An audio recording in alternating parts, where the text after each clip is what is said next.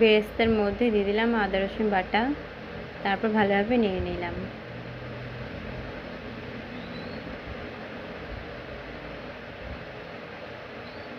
তারপর দেবো 2 চামচ মতো হলুদ,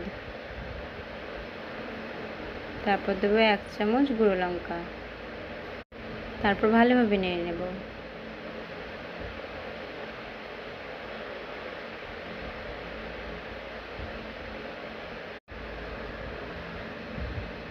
তারপর দিয়ে দিলাম 1 চামচ লবণ, তারপর 1 চামচ জিরে গুঁড়ো দিয়ে দিলাম, তারপর ঠ্যাংগুলোকে দিয়ে দিলাম, তারপর সাথে চামড়াগুলোকে দিয়ে দিলাম, তারপর ভালোভাবে নেড়ে নেব। তারপর ভেজে রাখা আলুগুলোকে, যেগুলোকে লবণ হলুদ দিয়ে ভেজে রেখেছিলাম, ওগুলোকে দিয়ে দেবো আমি।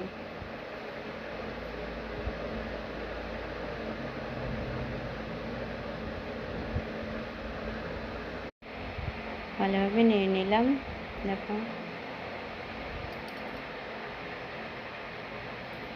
তারপর দিয়ে দেবো 2 কাপ মতো জল, তারপরে ভালোভাবে 5 মিনিট